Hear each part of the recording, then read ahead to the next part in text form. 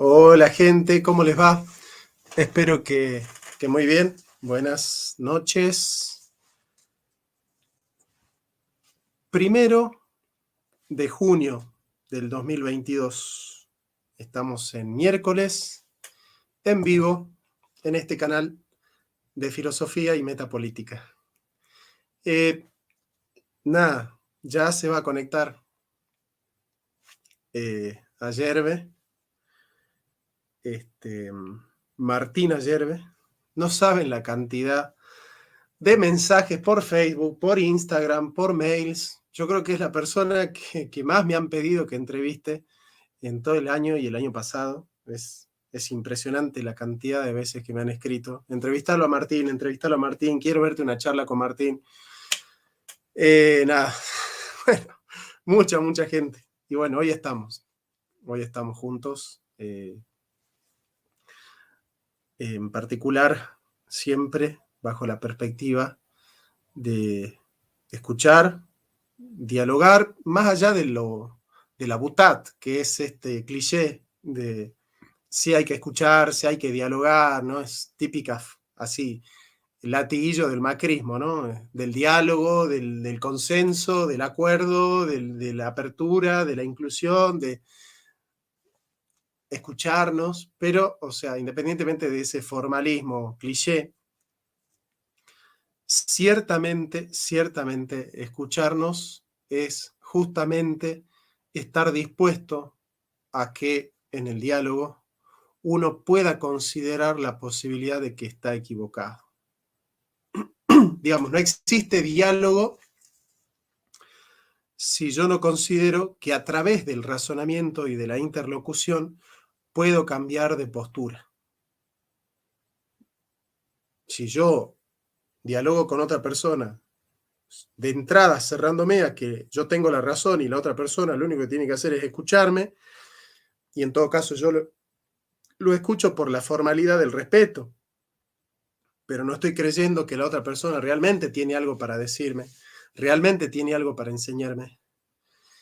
Me parece que no es esa la manera, ¿no? Y en particular, más allá de que uno piense como radical, el otro como peronista, el otro como socialista, el otro como liberal, el otro como peronista, el otro como paleolibertario, el otro es conservador, el otro es feminista, no importa. Lo que no se puede negociar acá en la Argentina y en todo el mundo es que hay que aprender a pensar, a pensar. Pensar viene de pensare, y pensare de pendere. Pender es estar pendiendo, ¿no? Es estar pendiendo del hilo de la razón. Pender del hilo de la razón es que la razón lo que hace es discurrir, ¿no? Es dianoia, no es nous. El entendimiento capta y conoce. En cambio, la dianoia lo que hace es discurrir, ¿no? O sea, la diferencia entre entendimiento y razón. El entendimiento conoce lo que está a la mano y la razón discurre. Entonces, la razón nos sirve para pensar en aquellas cosas que no conocemos o que no conocemos lo suficientemente bien como para clausurar la búsqueda en una presunta hallazgo de la verdad absoluta que nos cierra a la posibilidad de seguir buscando, ¿no? Entonces, la filosofía naufraga entre el dogmatismo, que te cierra en la cerrazón. De ahí viene el idiota. La palabra idiota viene de idio, que significa lo uno mismo. El idiota es aquel que se refriega en sus propias ideas, el narcisista que todo el tiempo está refiriéndose a sus propios prejuicios. Entonces no es lo mismo pensar que reacomodar tus prejuicios. Entonces cambias de lugar tus prejuicios y decís, yo estoy pensando, eso no es pensar. ¿No? Entonces, entre el idiota, que es el dogmático que se ha creído su propio relato y que todo el tiempo está en el sesgo de confirmación tratando de sostener su propio relato, ese es el dogmático. El dogmático es un idiota. Y después tenemos el relativista. El relativista es aquel que no busca la verdad porque considera que la verdad es imposible, ¿no? Entonces, el dogmático deja de buscar la verdad porque considera que ya la posee total, absoluta y plenamente. Y el relativista no la busca porque considera que la verdad no existe. Entonces la filosofía y el pensar es no caer en los extremos ni del dogmatismo, que te clausura la búsqueda y te coloca la meta en el camino, y el relativista, que te bifurca tanto en los caminos que te los diluye a todos, digamos, ¿no? En ese sentido, nosotros apostamos por el pensamiento, ¿no? Por el pensamiento. Y una de las preguntas fundamentales que nos tenemos que hacer hoy los peronistas es ¿hacia qué peronismo hay que ir? ¿Hacia qué peronismo tenemos que ir? ¿No? Paul Ricoeur tiene un capítulo en su Metafísica que se pregunta ¿hacia qué ontología vamos? Entonces, nosotros nos tenemos que preguntar ¿hacia qué peronismo tenemos que ir? Y bueno, vamos a ver si con Martín podemos entender hacia qué Argentina tenemos que ir. Pensarla a la Argentina, pensarla. Él no va a traer la verdad revelada, yo tampoco le voy a predicar la verdad revelada. Como siempre dice el compañero Guillermo Moreno, el conocimiento se construye conjuntamente. Así que le damos la bienvenida a Martín Miguel Ayerbe. Hermano, buenas noches. Buenas noches, Jonathan. No sé cómo dar vuelta a la cámara. A ver, yo te bajo un ratito, así acomodás y... Porque está... Bueno, vamos a esperar. Hay que Martín acomode su cámara. Cada cámara es un mundo, ¿no? ¿Vieron? Es como los baños. Viste que vos entras a los baños y cada ducha tiene su propia norma, su propia regla. Entonces vos decís, bueno, ¿y esta cómo funciona? Entonces, bueno, no sabría yo decirle a Martín qué es lo que está pasando con su cámara y con su dispositivo, ¿no? Así que bueno, ese es mi llamado, ese es mi humilde llamado desde este humilde espacio, es mi humilde postura, que puede sonar soberbia, ¿no? Porque decís, ¿y quién te dijo que vos sabes pensar? ¿No? Incluso desde esa posibilidad de que quizás nosotros tampoco estemos verdaderamente pensando y tampoco sepamos mucho qué es eso de pensar, el llamado a pensar, a no clausurarlos a los temas, a no cerrarse en nuestros dogmas, a perder de vista la completa autorreferencialidad a través de la cual nuestras propias ideas son autosuficientes en sí mismas, ¿no? Porque ninguna idea autosuficiente te permite el diálogo, ¿no? Y yo creo que lo fundamental de la democracia es la apertura hacia el otro, ¿no? Y la apertura hacia el otro en la democracia se da a partir del diálogo, ¿no? Pero esto no es Jürgen Habermas y la teoría del consenso, ¿no? No, tiene que ver con justamente la postura de que hay que encontrarse en el otro, hay que recoger al otro en el derecho, hay que recoger al otro en la política, hay que recoger al otro en la filosofía, y el otro es el verdaderamente otro. Es decir, el otro no es el otro porque comparte la misma raza, la misma religión, los mismos pensamientos, la misma cultura. El otro, cuando es otro, es porque es el verdaderamente otro. Sino, ¿qué mérito tenés si vas a amar a los que te aman? ¿No? El mérito es amar al enemigo, porque el enemigo, el inimicus, es el verdaderamente otro. Y recoger al verdaderamente otro, eso es el mandato cristiano. Bueno, ahora sí, yo creo que ahí ya lo tenemos a Martín con la cámara. Bien, ¿qué tal, hermano? Bien, ¿cómo estás? Un gusto grande, Jonathan. Hay evidentemente muchos amigos en común, porque a mí hace tiempo que muchos compañeros me vienen hablando de vos, de que hay un filósofo de tercera posición, de que hay un existencialista que anda rumbeando un poco para el lado que rumbeamos nosotros también. Bueno, mirá, Martín, yo te confieso, me llegaron 120.000 mails del año pasado y de ahora pidiéndome que charle con vos, pero soy bastante negligente, así que nunca me puse a investigar así bien quién sos. Te voy a hacer la pregunta maliciosa. Contanos, ¿a qué te dedicas? Si es que hay algún marciano así en la Argentina que no te conozca, ¿a qué te dedicas? ¿De dónde venís? ¿Cómo es que has llegado a la militancia política? ¿Y dónde estás actualmente ejerciendo tu compromiso patriota con los argentinos?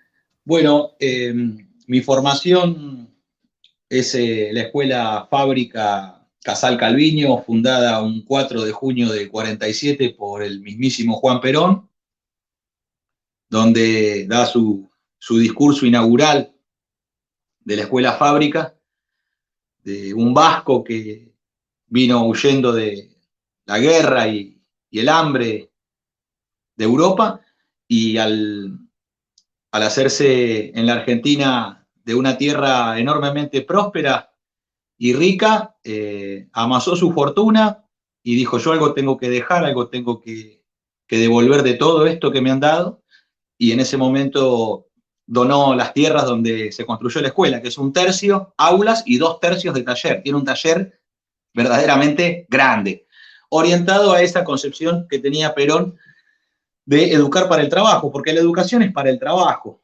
Esta idea moderna de que la educación es las ansias de conocer el mundo, eso es pura burguesía, es un sueño bacán de oligarca que no tiene nada que ver con nosotros. Nosotros estudiamos algo con lo cual después vamos a ejercer un oficio, nos vamos a ganar el pan y nos va a permitir vivir. Bueno, de algún modo eso orienta también nuestro perfil filosófico, por lo menos el mío, en el sentido de que la filosofía tiene que tener exactamente la misma utilidad que la educación que nos dieron en la escuela fábrica. Tiene que enseñar a vivir, tiene que ser una brújula existencial, una guía del espíritu para poder vivir bajo el apotegma de no solo de pan vive el hombre. Bueno, la escuela fábrica nos permite ganarnos el pan nuestro de cada día, y la filosofía nos debe dar el pan suprasubstancial, nos debe dar el alimento del espíritu para poder guiar nuestra existencia, para encontrar el sentido en este mundo. Y después, bueno... ¿Sos sí, humanista, Martín? y cristiano. Perfecto, perfecto. Más cristiano que humanista.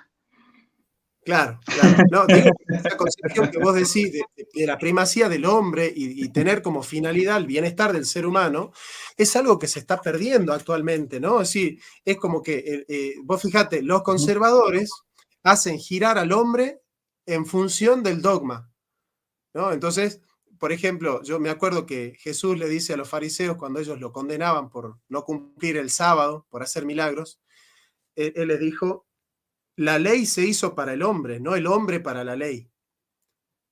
Y el conservador es el que coloca al hombre en función de la ley porque son capaces de sacrificar cualquier vida humana en pos de mantener el status quo, ¿no? En ese sentido, para ir avanzando, te pregunto, ¿vos sos un conservador?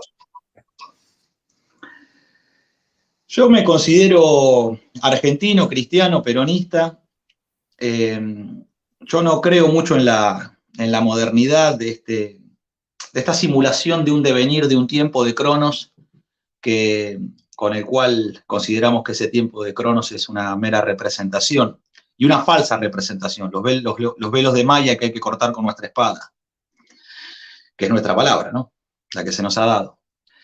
Creo que el materialismo, lo quiero definir así, nuestro enemigo es el inglés, y no, quizás ni siquiera en términos materiales, ¿no? O sea, en la City londinense probablemente se condensa toda la maldad de este mundo. Es el reino de Satanás.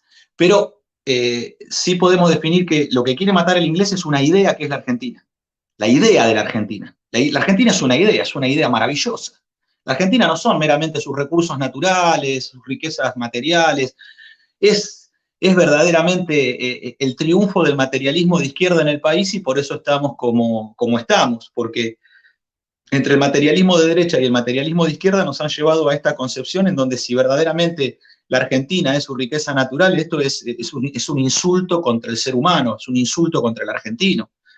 Nosotros somos principalmente una idea de liberación, y esa idea de liberación es una idea antiimperialista. Nosotros en 1806, 1807 demostramos que incluso con el instrumento militar, así como pasó en la vuelta de obligado, ¿no? Con Rosas, el instrumento militar puede ser derrotado, pero hay una última trinchera en donde, en ese caso, en 1806, 1807, en las estimaciones inglesas, las mujeres argentinas echaron a los ingleses a fuentazo de agua hirviendo y grasa. Entonces, hay algo profundo en nosotros. En el mártir de la guerra gaucha, en Martín Miguel de Güemes, nosotros tenemos el ejemplo del sacrificio y el martirologio argentino. Pero también allí están las mujeres, están las fortineras, sin las cuales no se podría haber hecho la guerra gaucha. Entonces, es la nación y el pueblo en armas, que es una idea de defensa nacional. Por eso nosotros impulsamos el Estado empresario argentino como ordenador del proceso económico argentino para la liberación nacional. Por eso también entendemos de que el inglés quiere matar esta idea que es la Argentina, lo que quiere hacer es desaparecer la idea de la Argentina. Si nosotros fuéramos colonos alienados, si nosotros fuéramos súbditos alienados, ellos no tendrían problema. Ellos no tendrían problema, porque es su forma de concebir el mundo. El problema es matar el coraje argentino, matar el sentido de liberación del argentino. Eso es lo que quiere el inglés, que es querernos sin fe, sin tradición y sin cultura. Entonces, desde allí te respondo la pregunta de ser conservador o... Nosotros estamos dándonos cuenta de que no tiene ningún sentido marchar al futuro vacíos como quieren los materialistas. Esto es el contractualismo materialista, utilitarista, inglés, ateo, que tiene su escuela en Hobbes, el hombre, el lobo del hombre. Nosotros rechazamos plenamente esa idea. Es una idea falsa la que el hombre es lobo del hombre. El hombre no es lobo del hombre. Esa es la idea del inglés que quieren imponer en nosotros para dividirnos y que nos matemos, como hicieron matar a los alemanes con los franceses en la primera y a los alemanes con los rusos en la Segunda Guerra Mundial, llevándolos a una carnicería. El inglés quiere hacer lo mismo con nosotros. Para nosotros es todo lo contrario. Es como dice el hijo de Martín Fierro cuando está en la cárcel. El hombre es la alegría del hombre. El hombre es la alegría. Cuando está en la prisión, el hijo de Martín Fierro se da cuenta que el hombre es la alegría del hombre. Se da cuenta lo que es el confinamiento, la soledad.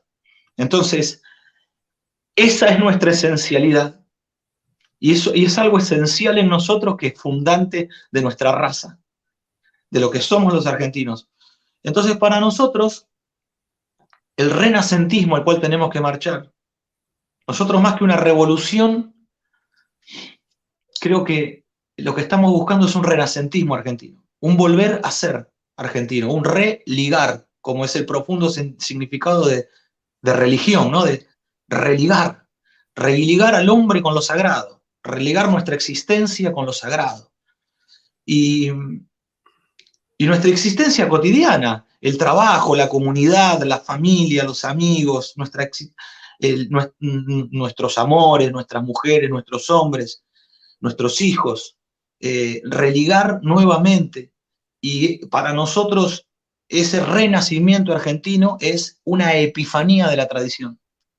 El renacimiento que nosotros buscamos es la epifanía de la tradición, el darnos cuenta en un acto que es un instante, una luz que nos ilumina en el donde nos damos cuenta en un instante, nos damos cuenta de todo en un instante, y esa epifanía es una experiencia religiosa, por supuesto, y como experiencia religiosa tiene esa manifestación casi como un instantáneo de iluminación.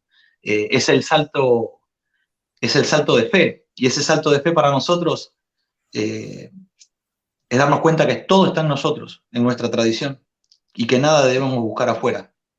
Podemos leer un poco de Heidegger, un poco de Kierkegaard. Ayuda, pero... No, tenemos pensadores argentinos muy buenos, desde Nimio de Anquín, ¿viste? Hasta una cierta izquierda nacional que... pasando por Gálvez o por el mismo Jorge Abelardo Ramos o la formación de la conciencia nacional de Hernández Arregui, son, digamos, bueno, obviamente, ni hablar de Perón, ¿no? Realmente, bueno, acá este es uno de mis libros más importantes, ¿no? Que he leído en mi vida, que es el modelo argentino para el proyecto nacional, ¿no? Acá Perón va a plantear justamente construir la argentinidad y el proyecto nacional en base a los elementos endógenos del desarrollo, ¿no? Y los elementos endógenos del desarrollo tienen que ver con esa cohesión espiritual que tiene el argentino en base a un etos. Ese etos común que tiene el argentino es justamente su tradición, es justamente su cultura, es eso que va a amalgamar el ser argentino dentro de una especie de espíritu, ¿no? Hay un ser argentino. Y me hiciste acordar porque vos decís, nosotros no somos materialistas, no somos materialistas. Y está muy bien porque la izquierda marxista niega esa cohesión espiritual porque niega la vivencia espiritual como una vivencia que nos trasciende a nosotros. Es más bien un epifenómeno de las condiciones socioeconómicas en las que transita el obrero. Y por otro lado, el liberalismo, que es hijo del empirismo inglés y del empirismo escocés, niega de alguna manera ese ser cultural que unifica universalmente a un grupo de individuos porque sostiene el empirismo que solo existen los individuos. Entonces yo, por ejemplo, filosóficamente te digo, ¿existe la humanidad o existe cada ser humano? Entonces el empirista te va a decir, no existe la humanidad, ¿no? Entonces, por ejemplo, Gustavo Bueno va a decir, no existe la cultura. La cultura es el resabio del concepto de gracia en el cristianismo, pero la cultura es un mito. Lo que existe es cada individuo concreto. Es muy peligroso porque si yo te pregunto entonces, si no existe la comunidad, si no existe la cultura argentina, si no existe el ser argentino, ¿qué es lo que nos cohesiona? Un contrato social. Y fíjate vos cómo hay Gustavo Bueno y la misma izquierda tiene que caer en Locke y tiene que caer en Hobbes, que son los padres del liberalismo. Entonces ahí va mi pregunta. ¿Son tan distintos izquierda y derecha, liberalismo y socialismo? Ya no quedan dudas en la Argentina, y en la medida que buscamos en nosotros mismos, ellos se unen y nos atacan y nos combaten. Nos pasa cotidianamente, nos pasa cotidianamente. El comunismo, el keynesianismo, la progresía, el progretariado, todas esas expresiones que se burlan de nosotros además. Nosotros hace un tiempo, yo no me vengo a presentar aquí como sabio, sino me vengo a presentar como pecador y arrepentido. Y que es la manera más sincera de establecer una amistad. Porque aquí nadie es más que nadie. Y esa es la forma criolla de decir en los fogones artivistas de que todos somos iguales ante nuestro creador. Hay una forma criolla de hacerlo. Hay una forma criolla de expresar los términos de esa concepción de la vida. Cuando tanto izquierda como derecha tiene que caer en el contrato social, en el contractualismo, lo que están haciendo es, el materialismo funda el derecho por sobre la ética. El materialismo no es que corre la ética a un costado, no, la funda arriba, planta un edificio contractual sobre la ética. La ética es algo muy suave, es algo muy sutil, es algo que hay que cuidar, es algo que hay que construir todos los días, es como pulir el alma, como tallar el corazón de una persona. Entonces, cuando el materialismo funda el derecho sobre la ética, ocurre el fenómeno de que el individuo, así como vos lo planteás, ¿no? Porque lo que buscan es cortar, segmentar, cortar en fetas a la especie, porque su forma de interrogar desde el materialismo y el racionalismo cartesiano, su forma de interrogar es diseccionando. Por eso creen en la tortura. Por eso ellos creen en la tortura. Por eso fundan su civilización en la tortura. Porque si necesitan que ese objeto responda, si su objeto de estudio tiene que responder, cualquier método es bueno. Entonces, bajo esa concepción, si el objeto de estudio es un pobre, es un obrero, es un cristiano, y lo tienen que torturar para que confiese, para que diga, para que aparezca esa pregunta que está haciendo el cartesiano, se valen de todos los métodos. Entonces, sin embargo, no existe un poder total. El único poder total es el de nuestro Creador, es el poder de Dios, y no existe humanamente un poder total. Hay algunos que están un poco asustados con el actual rumbo del mundo, con la posibilidad de que la genética y la biotecnología empiece a ingresar en nuestro cuerpo y hay cierto temor en muchos de este fenómeno del transhumanismo y de fundamentalmente pasar, digamos, de las prótesis de determinados órganos al ingreso hacia la interfase de la conciencia, ¿no? Porque ese sería verdaderamente la última frontera y la esclavitud de la humanidad.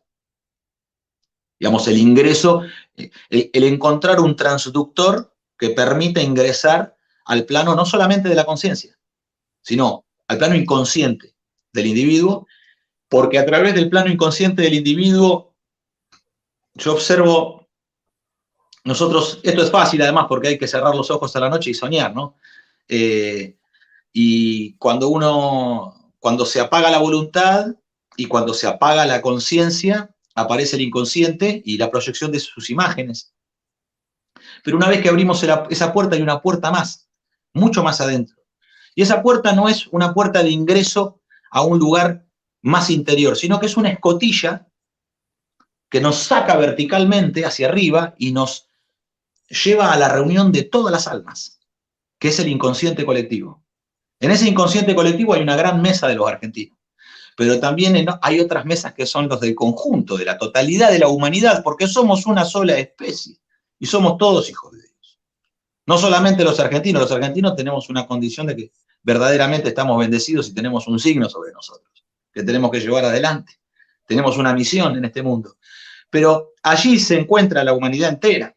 Entonces, hay cierto temor con esas cosas, pero yo no creo que haya un poder total de dominio. Siempre creo que hay una resistencia y siempre creo que existe el coraje y el héroe, el arquetipo del héroe que rompe con el orden gregario de la manada. Entonces, cuando el materialismo funda el derecho por sobre la ética, lo que ocurre es que el individuo es desplazado a la periferia, es emboscado por el poder del orden que intenta homogeneizar, que lo oprime y que además le quita la forma orgánica de protesta. Lo expulsa a la periferia. Ahora, ese expulsado no está solo. Llega solo. Llega solo como individuo porque él quiso estar integrado y se da cuenta que es un expulsado, que es un segregado. Porque estos justamente son acciones, no solamente pensamientos o filosofías, son acciones profundamente anticristianas. La segregación, el hacer acepción de personas de manera organizada a través de un instrumento estatal, a través de una organización política determinada. Por eso, el expulsado cuando está en la periferia se reconoce en otros al fin y ve en otros un destello. Lo que ven los otros es un destello, algo en común. Esa es la base, ese destello, esa señal entre otros, es cuando nosotros empezamos a mirarnos buscando los otros nosotros, como dice mi amigo Iván Gotthold. Andamos buscando a los otros nosotros. ¿Y quiénes son esos? Los otros nosotros. ¿Y cómo son? Como nosotros. Bueno, pero ¿eso cómo se define? Son como nosotros, son los otros nosotros.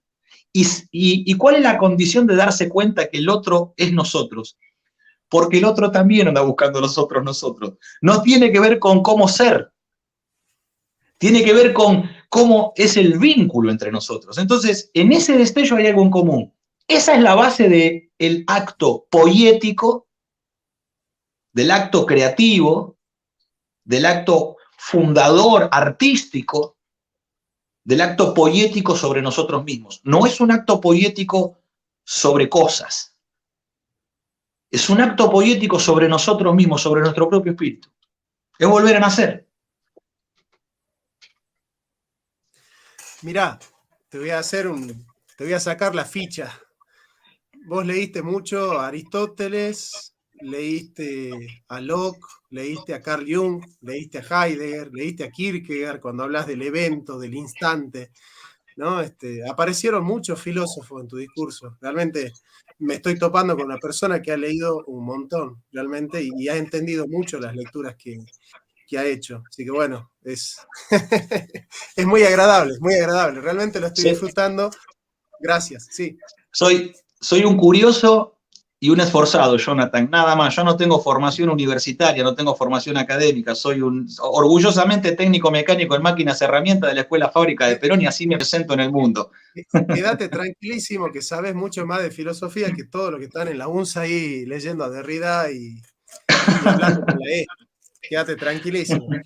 Hermano, vos sabés que me hiciste acordar, pues yo una vez hice un estudio, y la primera vez que aparece la frase el hombre es el lobo del hombre, no es en Hobbes, que ciertamente está ahí también, sino en Plauto.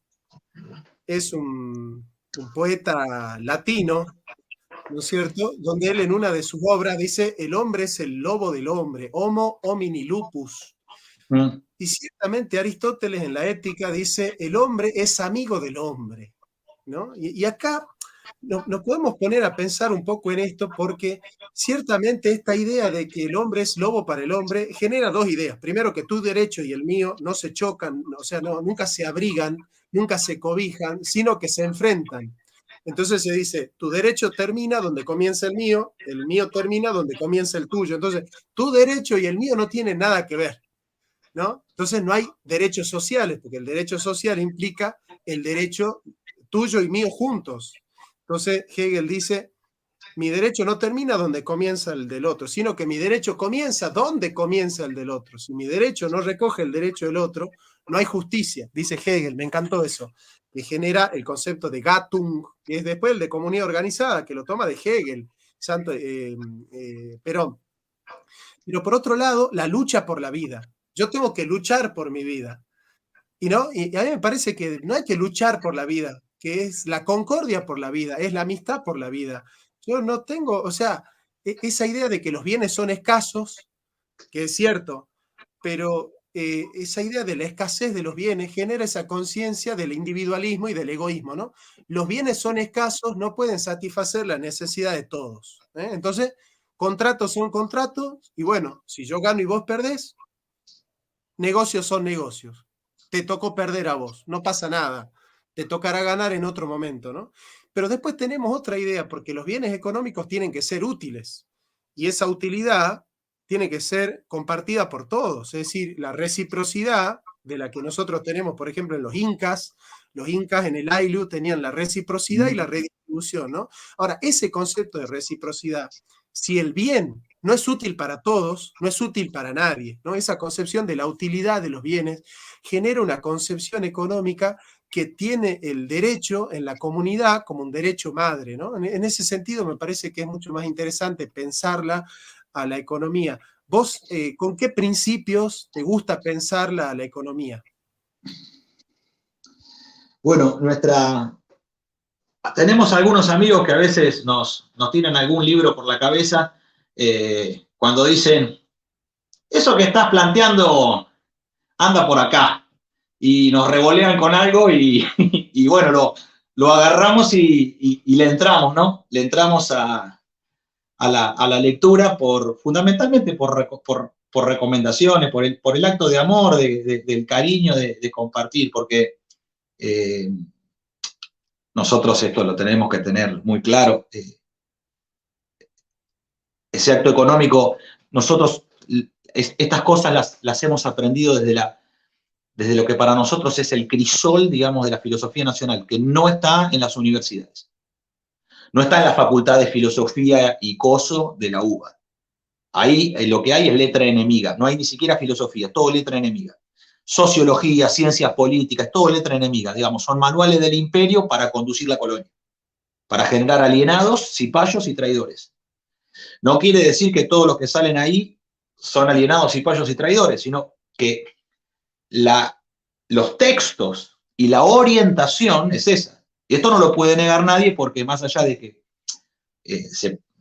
Aristóteles se ve en todos lados, pero cuando vos tenés que estudiar historia sigue siendo conducida por Romero.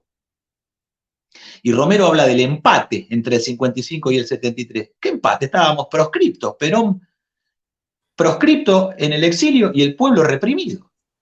Frondizi y el plan Conintes, el desguace del ferrocarril argentino, las locomotoras a vapor, el ingreso de los yanquis con su industria de automóviles y caucho, y hablan de empate. Entonces, hay que hacer verdaderamente, debe ser muy tortuoso para un argentino patriota ir a estudiar ciencias sociales a la UBA y salir de ahí con algo que valga la pena haber sido aprendido. Pero hay una escuela argentina que está en nuestros artistas, en Homero Mansi, de Santiago del Estero, el gran existencialista argentino que tiene un manifiesto que para mí es el manifiesto fundante del existencialismo nuestro, que es, no porque sea el primero, sino porque es el que logra condensar en un determinado momento. Es como Aristóteles. Nadie va a negar ni a Platón ni a Sócrates o decir quién fue primero, sino que Aristóteles lo que logra hacer es darnos... yo en esta Navidad, el 24 de diciembre, a una compañera del movimiento, a Romina Cortaberría, le regalé Ética a Nicómaco. Porque me parece el mejor regalo que uno le puede dar a una persona. Porque es algo que siempre te va a acompañar. Y no es algo ni moderno, ni ingenioso, ni sofisticado. Tiene la nobleza de las cosas simples. Tiene esa nobleza. Y nosotros necesitamos nobleza. Nosotros no vamos a ganar con los buenos o con los astutos. Los buenos son blandos, son débiles. Y los astutos nos llevaron a esta situación. Nosotros vamos a ganar con los nobles, con aquellos que están dispuestos al sacrificio. Entonces, en los artistas como Homero Mansi, en Che Bandoneón está el manifiesto, digamos, existencial de los argentinos, porque hay antimaterialismo, hay misericordia en su letra, hay un sentido de respeto profundo al amor, el amor como el máximo valor de este mundo, y también lo que tiene que ver con la concepción de la conciencia, ¿no? El alma está en Orsay, Che Bandoneón, la propia conciencia y la propia interpelación de la persona consigo mismo, porque de esto habla nuestra filosofía. Los argentinos no somos como somos porque aprendimos un catecismo. Nosotros tenemos ya algo que es la proyección de imágenes a partir de nuestro propio inconsciente colectivo que proyecta sobre nosotros arquetipos. Corta la bocha.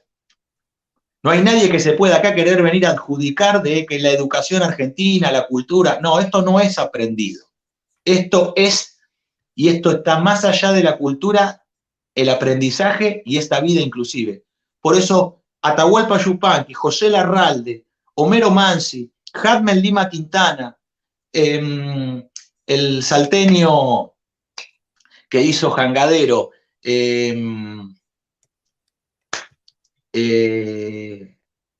Arturo Dávalos. Jaime Dávalos.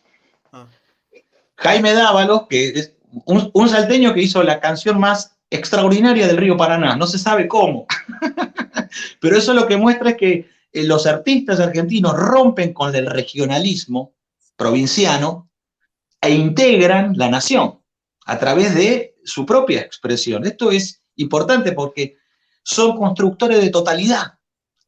No es la empanadita, la palomita, no. Está bien que haya insignias que nos identifiquen, por supuesto, pero los artistas logran construir esa totalidad y por eso se proyectan al mundo y conquistan el mundo, porque el argentino es antiimperialista, pero tiene una manera de conquistar el mundo que es a través de su arte, logra tocar los corazones. El argentino no conquista porque somete y domina. El argentino encanta, tiene magia. Entonces, en esto... Vos fíjate con varias cosas que vos acabás de nombrar, ¿no? En un plano del pensamiento filosófico. Con respecto al derecho, ¿qué dice José Larralde? José dice un día en un reportaje, dice, eso de que tu derecho empieza donde termina el mío, eso es un pensamiento pijotero, dice el viejo. ¿Por qué? Es un pensamiento pijotero. ¿Por qué no nos juntamos y hacemos algo juntos? Cuando pensamos en los términos del reparto, ¿no? De la distribución, dice Atahualpa Yupanqui, moneda que está en la mano quizás se pueda guardar, moneda que está en el alma se pierde si no se da. Es fácil repartir una hogaza de pan. Lo difícil es repartir a manos llenas el pan suprasubstancial. Y la vida pasa por ahí. Porque la vida no puede pasar por esta nueva concepción política de la Argentina de que el peronismo es el reparto de planes sociales y bolsas de comida con polenta y con harina y aceite. Es de cuarta esto. Es malísimo, hay que luchar. Eso es una rendición incondicional. Eso es una política de containing norteamericano, conducida por el Banco Mundial, ejecutada por argentinos, pero conducida por el Banco Mundial, y ejecutada por argentinos ricos que se disfrazan de pobres, como los chetos que andan en San Telmo. Cuando vengas a San Telmo, cuando andes por San Telmo en algún viaje que hagas a Buenos Aires, los vas a ver, te vas a dar cuenta. Andan con ropa deportiva, las zapatillas sucias, pero vos te das cuenta en la piel, en el pelo, en las uñas, en los dientes, que no son pobres. Andan disfrazados de pobres. Porque los pobres, todo lo contrario, se ponen las mejores pilchas que pueden. El pobre sueña con tener buena pilcha, con tener buenos zapatos, un buen pantalón, camisa, un saco, con tener pilcha para salir. Entonces, esta deformación y este pobrismo que están instalando en Argentina, eso no es el peronismo. El peronismo es calidad, el peronismo es buen gusto, el peronismo es un orden ético, el peronismo es el acto moral, y el peronismo no quiere al pobre postergado con la ayuda social. La ayuda social es un brazo que levanta, pero para alcanzar la justicia social, que es poner de pie al hombre. Eso lo logra el pleno empleo, y el pleno empleo lo vamos solamente a alcanzar con el Estado empresario. Después, fíjate que termino con esto, esta reflexión. Atahualpa Yupanqui, porque estos son, Larralde, Yupanqui, José Hernández son exégetas del Evangelio. Larralde es radical, Yupanqui es comunista, Hernández es federal. Los peronistas no tenemos muchos artistas, son más bien radicales los artistas argentinos. si vos hacés la cuenta, no tenemos muchos nuestros. Pero lo importante es que todos son argentinos, esto es lo más importante de todo. Porque lo que tenemos que unir es a la Argentina, a los radicales y a los peronistas los tenemos que juntar. Porque son nacionales. La izquierda nunca va a gobernar el país y la derecha tampoco. Después, bueno, puede ser que la infiltración y esto y lo otro, eso es otra discusión, pero digamos, el argentino, digámoslo, aquello que es extranjero, que la derecha y la izquierda son internacionales. Entonces el argentino en eso no cree. El argentino cree en la expresión nacional, que es la Unión Cívica Radical y el Partido Justicialista. Cree en aquello que es nacional. Pone su voto de confianza, su fe ahí. Yupanqui dice... Hoy? ¿Cómo? ¿Crees que todavía hoy pasa eso? Creo que estamos tan mal que está todo... Hubo que desdibujar la Unión Cívica Radical y hubo que desdibujar el peronismo, hubo que romper todo para que estemos en este grado de confusión absoluta. Por eso nosotros somos, así como estos materialistas que conducen el peronismo y el radicalismo, son los que fundaron el derecho por encima de la ética. Entonces nosotros somos esos que yo mencioné, los desplazados a la periferia, somos nosotros, los que no podemos presentar lista interna en el Partido Justicialista, los que no podemos presentar, no podemos presentar elecciones y vivimos bajo el contractualismo partidocrático demoliberal con el cual nosotros tenemos que cumplir con una serie de condiciones que nos ponen la ley electoral y la justicia electoral para poder presentarnos. Entonces, son cárceles, son jaulas donde te atrapa el materialismo para sacarte de lo que verdaderamente hay que hacer con el país. Porque lo que hay que hacer no es armar más partidos políticos y las internas y las roscas. Eso nos rompe a todos, nos destruye y nos distrae. Nosotros necesitamos concentrarnos en el proceso de liberación nacional. Y para eso hay que aprenderse el país, hay que aprenderse sus regiones, hay que aprenderse el alma del argentino, hay que aprender lo que verdaderamente queremos transformar, queremos movilizar. Entonces, Yupanqui dice, pido permiso al de entrar porque no soy convidado, pero un asado es de todos, pero en mi pago un asado es de todos y no es de naides. Yo también voy a cantar después que haya churrasqueado. Lo que está expresando es un acto casi de superación del no hacer acepción de personas, del mandato de de Cristo de no hacer acepción de personas, ¿no? Pero, sino que además de ejercer eso como derecho, plantea el derecho a la incumbencia, como argentino, a inmiscuirse. El derecho argentino a inmiscuirse. Pido permiso al de entrar porque no soy convidado, pero en mi pago un asado es de todos y no es de nadie. ¿Cómo le vas a decir que no? Eso construye, eso, digamos, esculpe la argentinidad. Eso esculpe la argentinidad. Si nosotros tuviéramos que representarla en un David, en una escultura, bueno, ahí esos artistas están tallando lo que somos, lo marcan con mucha claridad. Ahí está, en ese fondo estamos nosotros. Lo otro es pura representación, falsedad, un velo que hay que cortar con la espada. Lo estamos cortando, no es que estamos detenidos, que lo vamos a hacer más adelante, estamos esperando. Estamos entrando cortando. Me estás dejando pie para hacerte una pregunta que me parece que es importante, Martín. Los enemigos de la patria están muy interesados en asociar al peronismo con la corrupción. Es decir, peronismo igual a corrupción, ¿no?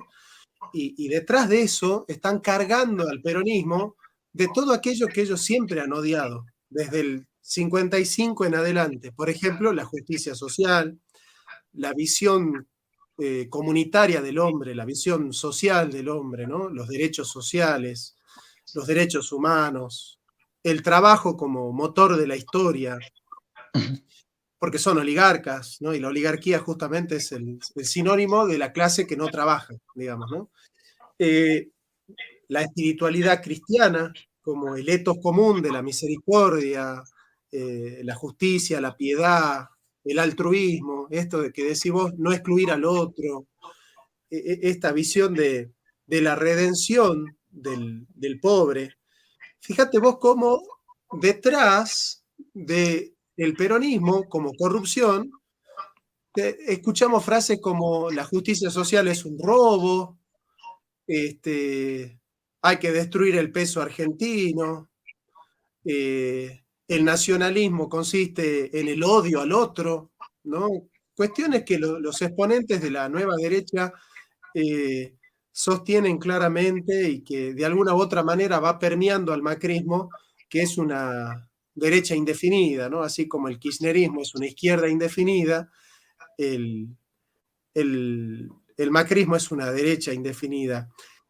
Detrás de esta volteada en la que está cayendo el peronismo, ¿no? A mí me cuesta pensar que el peronismo no está cayendo en la volteada y que realmente detrás de la caída del peronismo cae la Argentina, ¿no? ¿Cómo pensar entonces en una salida? Una salida que nos haga pensar a nosotros en no permitir que el peronismo arrastre a la Argentina. Bueno, nosotros los nacionales nos tenemos que juntar, y los cristianos también. Nosotros estuvimos pasando por este proceso, que lo comparto porque quizás le puede ocurrir a muchos argentinos que están hoy participando, que están compartiendo esta conversación, esta transmisión. Nosotros mismos fuimos educados durante años con que el nacionalismo, no, cuidado, porque eso, viste, no, te asocia con los fachos, no, viste, los milicos, no.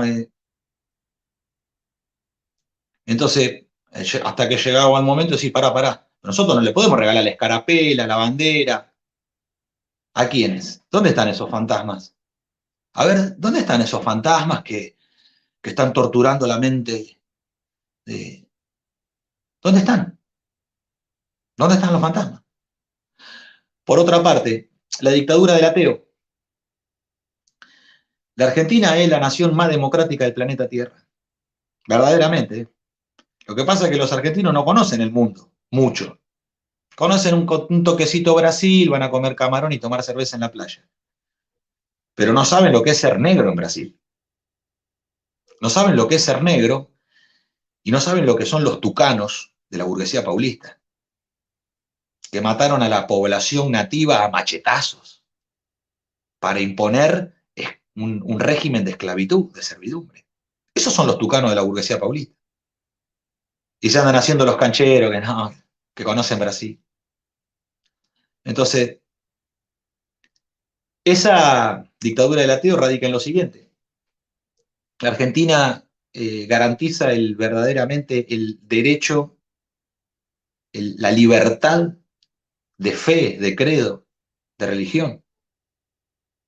De hecho, nuestro preámbulo constitucional dice a todos, es argentino todo aquel que quiera habitar el suelo de la patria. No hay ningún tipo de exigencia. Es argentino el que quiera. Es nuestra forma de reproducirnos también. Entonces, ¿pero qué ocurre? Vos fíjate que se puede decir que hay que destruir la moneda argentina. Una nación que no imprime su propia moneda es una dependencia de una nación extranjera, que la que sí emite, como Ecuador y como otros países del mundo, como Costa Rica, donde corre el dólar norteamericano. Y donde corre el dólar norteamericano te convierten en un prostíbulo en 30 segundos. Inmediatamente. Te manejan con el dólar y te subordinan al ejercicio de la prostitución, que es lo que verdaderamente ocurre en esas naciones, ¿no? Puerto Rico. Entonces, se puede decir cualquier atrocidad. Hay que destruir el dólar argentino, hay que destruir el Estado argentino. La izquierda puede decir, la religión es el opio de los pueblos, Dios ha muerto, cagarse de risa de nosotros, burlarse, tratarnos de tontos que creemos en cosas fantasiosas, reducirnos a estúpidos que como creemos en cosas que no son de este mundo, somos delirantes. Ellos tienen la libertad de insultar, agredir, menospreciar, denigrar, segregar. Y son pocos, son una minoría. Son una minoría. Por eso cuesta tanto entender en la Argentina, en este momento, que los cristianos estamos siendo perseguidos en todas partes del mundo. En la Argentina también. Porque parece que son cosas que le pasan a otros. No, a nosotros nos pasan. Entonces esta dictadura del ateo hay que romperla a la mierda. Porque mientras ellos tienen la libertad que nosotros mismos garantizamos de decir lo que quieran y obrar como quieran y servir al Señor que quieran servir. Servir al dinero, servir al materialismo, servir a lo que quieran, a la ambición, al deseo, servir al hedonismo, porque todos están alineados ahí, de izquierda a derecha, son los que nos dicen, no mezcles religión con política. Ellos pueden mezclar todo y lo que quieran. Si tanto y en cuanto que nosotros no podamos decir quiénes somos, cuál es nuestra fe, quién es nuestro Señor, quién nos pastorea. Entonces a ellos los puede pastorear elegante que lo que, y está todo bien. A ellos los puede pastorear Susana Jiménez, y está todo bien. Tinelli.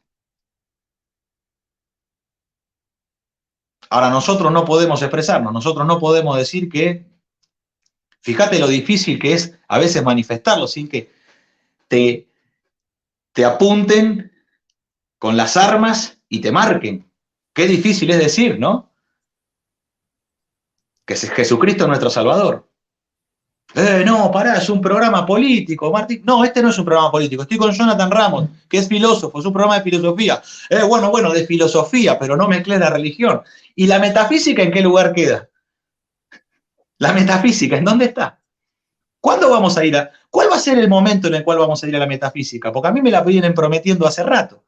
Y ya me cansé de la filosofía, quiero ir a la metafísica. No quiero más la filosofía, suficiente con la filosofía. Tengo ética de Nicómaco y con eso me alcanza y me sobra para vivir. Lo que quiero es ir a la metafísica, quiero verdaderamente comprender aquello que está más allá.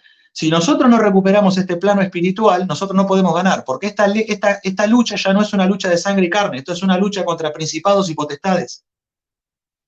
Esto lo tenemos claro. Entramos en un plano de conciencia en donde sabemos que esto es guerra espiritual. Porque el inglés lo plantea así, no es ni siquiera que nosotros que queremos estar en estos términos. Nos han llevado los ingleses a este término. Y los argentinos nos tenemos que fortalecer espiritualmente, porque solo fortaleciéndonos espiritualmente podemos liberar a nuestra patria. La izquierda nos propone un callejón sin salida, una vía muerta, la lucha de clases. Nos van a llevar a matarnos entre nosotros, porque ni siquiera lo orientan contra la oligarquía, porque la izquierda es incapaz de ver la oligarquía en su actual expresión. Siguen hablando de una oligarquía que no existe más, que es la de Álzaga, Unzué, Luro, Burlich, Pueyrredón, y no se dan cuenta que el mayor tenedor de tierras es Elstein, que tiene 1 millón de hectáreas en la Argentina, y que es el vicepresidente del Consejo Judío Mundial. ¿Qué carajo tiene que ver con la oligarquía patricia católica que en algún momento fue oligarquía en el país? ¿Qué mierda tiene que ver Grobo Copatel con lo que tradicionalmente fue la oligarquía argentina, las familias patricias, ¿no? Los que eran el siglo, ¿no? En 1900. No tiene nada que ver, entonces hay una distorsión producto de la ideología, porque el mayor problema en la Argentina son las ideologías. El dominio de la ideología en la construcción, digamos, de un idealismo de tipo perverso, porque no es un idealismo de sentido trascendente. Es un idealismo que es la transmutación del materialismo, que eso es la escuela de Frankfurt. Eso es el neomarxismo. Pasaron del materialismo puro a crear una forma idealista de concebir el mundo que termina siendo una cárcel mental, que eso es la doctrina de los estructuralistas, Althusser, Foucault y todo eso, que plantean que las estructuras son tan grandes, tan poderosas, tan omnipresentes que el ser humano y el individuo nada pueden hacer frente a ellas. Entonces, ahí está el fondo liberal del contractualismo que vos señalabas al principio. Ahí está el fondo liberal de la separación del individuo y su aislación. El individuo en un cubículo. El individuo viviendo dentro de un cubo aislado de los demás. Ahora, esta espiritualidad que hay que organizar es necesaria, ¿por qué? Porque nosotros no podemos generar condiciones materiales de existencia como la izquierda plantea, donde podamos levantar al argentino y a partir de mejorar su condición de vida, salir a luchar. No, se parte con la condición de lucha en la que se está. La libertad no nace cuando el esclavo es libre. La libertad nace en el corazón primero. La libertad es el espíritu atraviesa al esclavo y la conciencia, la razón, le da orden a ese sentimiento, a ese espíritu. La razón le da un orden lógico para luego liberarse. Pero el esclavo, cuando todavía tiene los grilletes puestos, si lo atravesó el espíritu de liberación y está su mente ordenada en liberarse, ya es libre.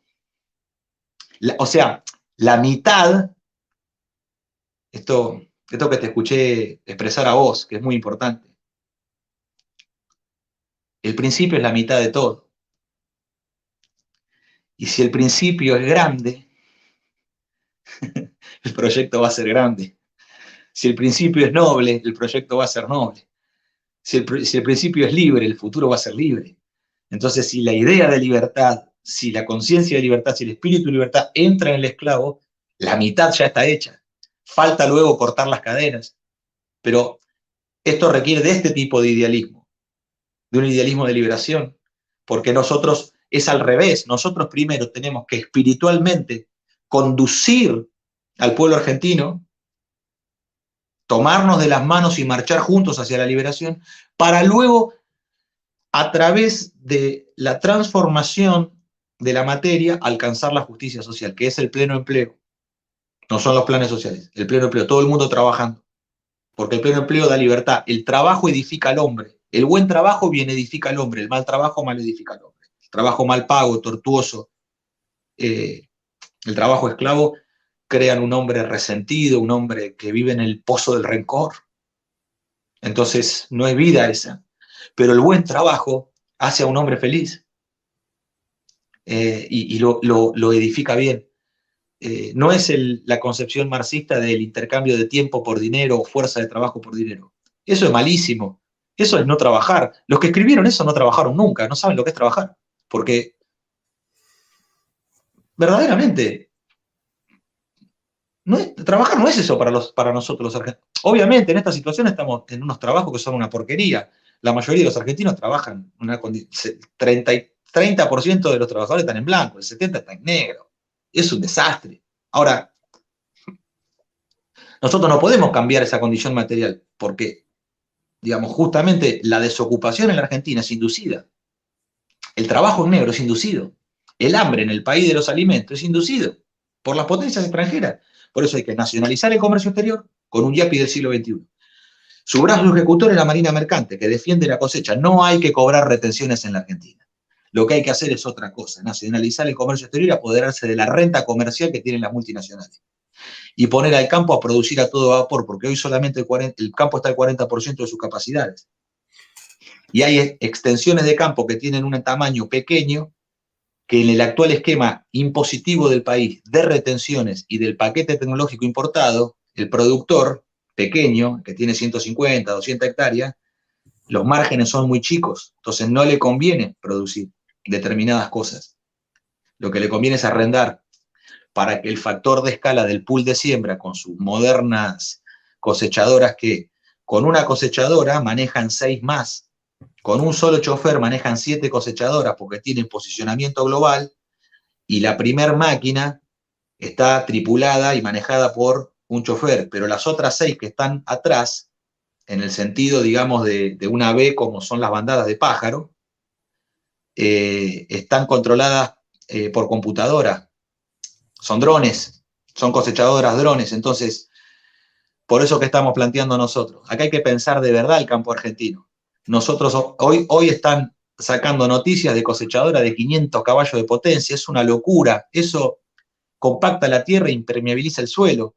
Y además, por cada 40 caballos que se aumenta de potencia, me sacan a 5 trabajadores rurales. Nosotros tenemos que tener un régimen en donde tenemos que volver a tractores de 80 caballos, porque asociado al tractorista de 80 caballos, hay 3, 4 paisanos más que se ganan el pan. Está el mecánico, están los que manejan las artes. Entonces, el planteo tiene que ser otro, desde la nacionalización del comercio exterior, el reordenamiento rural y el proceso de sustitución de importaciones industriales. Nosotros importamos 8 millones de puestos de trabajo, medido en horas de trabajo. Si nosotros dividimos los dólares, los 70.000 millones de dólares que la Argentina quema en importaciones que no necesita, si lo dividimos por salarios de $10 la hora de trabajo humano, esto significa un promedio de $2.000 por mes. Nadie gana eso en la Argentina. $2.000 por mes, son 400 lucas. Si lo dividimos bajo esos términos, en Estados Unidos se gana más, un obrero industrial gana más de $2.000 por mes. Está arriba de 3.000. En Europa también, en Alemania, no ganan $2.000 los obreros de la Porsche, de la Volkswagen, de la Mercedes-Benz, de Audi. Están todos arriba de 3 lucas verdes. Para hablar en moneda constante equivalente, ¿no? Ahora, la Argentina, si tomara un promedio de $2.000, inferior al norte, a Estados Unidos, a Europa y a Japón, inferior a Corea del Sur, y nosotros estuviéramos en $10 de los trabajos humanos, esto es equivalente a que el país importa 8 millones de puestos de trabajo.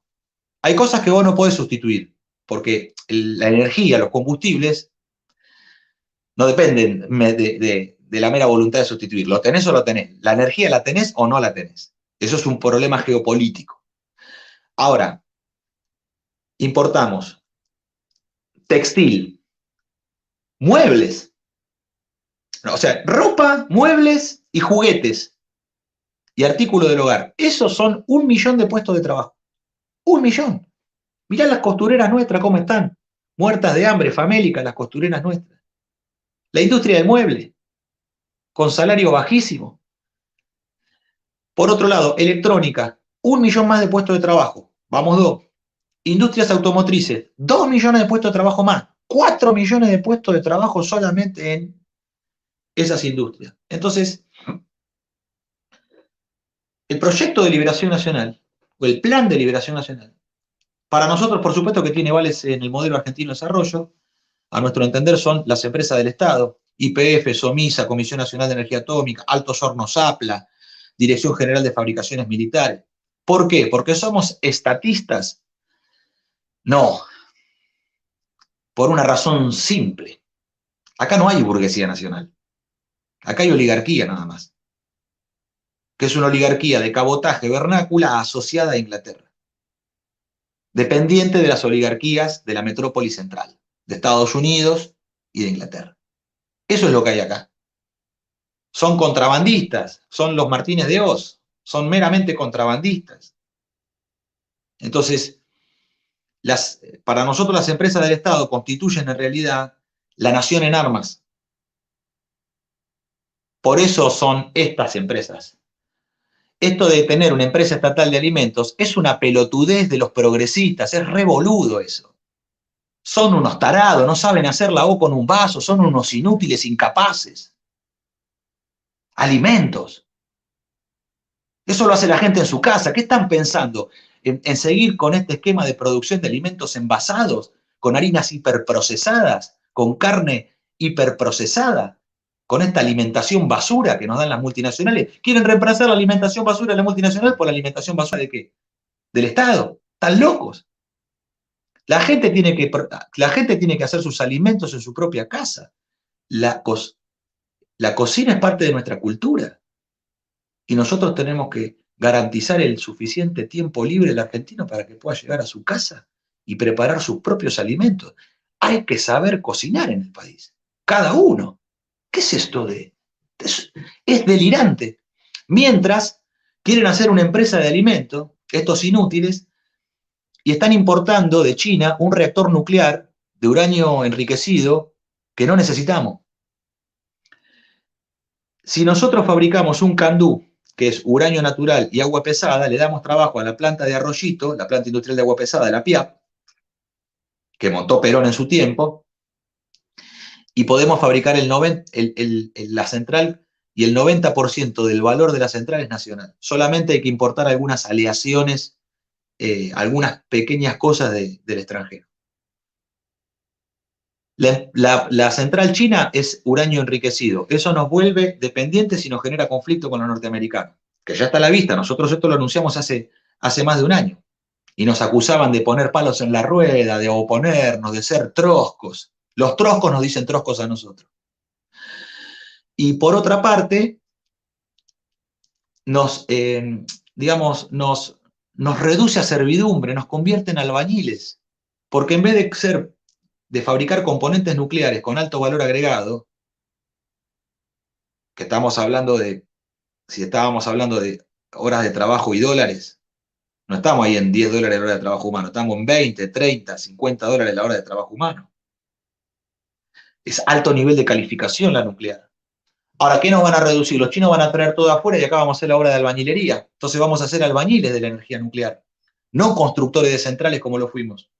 Entonces, nos bajan la complejidad para reducirnos a servidumbre, para empobrecernos no solamente materialmente en términos de ingresos, para empobrecernos intelectualmente. Eso es lo que está ocurriendo en este momento, con este progresismo que quiere cambiar, ni siquiera cambiar de collar, que quiere atar otro collar más al país. Bueno, me fui un poco por la industria, discúlpame. No, es que justamente de eso íbamos a hablar, porque claramente, a ver, alguien te puede argumentar y decir, mirá, lo que pasa es que el capitalismo de producción, ese que está centrado en las industrias y en el obrero y en el proletario y la burguesía productora, ya ha pasado. Digamos, ahora estamos en un capitalismo más financiero, donde el centro ya no está en la fábrica, sino en los bancos, en las finanzas, en las criptomonedas. Digamos, hoy te diría, hay que saber manejar el juego de las finanzas más que el juego de la producción, ¿no? Entonces, hay muchos neoliberales, digamos, que podrían argumentarte y decirte que, digamos, esa Argentina industrial estaba bien para el siglo XX, pero que son sueños trasnochados. ¿Qué le dirías a alguien que piensa así? Yo, al menos lo que siempre respondo es, mirá, vos tenés celulares, tenés automóviles, tenés bicicletas, tenés mesa, tenés silla, compras radio. Sí, bueno, hermano, entonces no no comes dólares, digamos, tenés que consumir y consumís productos, y a los productos hay que producirlos. Pero bueno, no sé qué responderías vos, Martín. Primero le preguntaría cuál es su oficio. Primero le preguntaría cuál es su oficio, cuál ha sido su trayectoria de vida, cómo él se ha ganado el pan, cómo ha llevado el pan a la mesa de su casa. Porque si todos viven de la usura, ¿quién va a trabajar? Entonces hay una cuestión racional que tiene que explicar que es irracional la promesa de que todos pueden vivir de las bitcoins, de las criptomonedas. Es estúpido. O que todos van a ser banqueros. Pero por otra parte, y en esto voy al plano espiritual de afirmación del argentino, guste o no guste, quede bien o quede mal, caigamos simpáticos o no caigamos simpáticos, eso importa poco. Nosotros tenemos que volver a plantear un orden moral en el cual la usura es un pecado grave, que debe estar tipificado como delito. Porque la usura no es solamente un acto económico. La usura rompe el orden comunitario. Porque ¿quién va a querer trabajar si se puede vivir de arriba? Si se puede vivir sin trabajar desde la usura. Es una cuestión de fondo, tiene que ver con la ética, tiene que ver con el orden comunitario. Rompe, fíjate a qué nivel rompe el pacto social, porque el pacto social de Hobbes, de los ingleses, es trucho. No hay ningún pacto. No hay ningún pacto, es dejar a los lobos sueltos para que se coman a los corderos. Entonces, nosotros tenemos que actuar en los dos órdenes, en el orden espiritual y en el orden racional, porque tenemos verdad en los dos. Y no hay que tener miedo a decir que nosotros tenemos verdad. A la mierda con eso de que la verdad es una magnitud relativa. Basta con eso. Nos encarajinó la vida hasta el día de hoy. Todos tienen un poco de razón y estamos en una tensión y negociación permanente de las tensiones de a ver quién tiene verdad, cómo fue interpretado los hechos. Las cosas son como son. Porque en el fuero íntimo nadie puede escapar a su conciencia. Uno sabe si uno obró bien o obró mal. A todos nos pasa, porque todos cometimos errores en la vida, todos nos equivocamos. Y todos a veces aflojamos o pudimos faltar al coraje, no haber actuado como deberíamos actuar. A todos nos puede haber pasado. A todos nos puede haber pasado de encontrarnos cuando éramos chicos con psicópatas hiperadaptados, que es lo que este sistema produce. El capitalismo lo que fabrica son psicópatas hiperadaptados, de izquierda y de derecha, pero surte y libera a la comunidad psicópatas hiperadaptados. Y nosotros sabemos perfectamente que cuando éramos chicos, cuando se cometía una injusticia en la escuela, cuando se trataba mal a un pibe, cuando se verdugueaba a un compañero del colegio o a un chico del barrio, nosotros sabíamos que eso estaba mal. Después tuvimos actos de nobleza cuando éramos pibes de salir a defender, de pararnos frente a esa injusticia.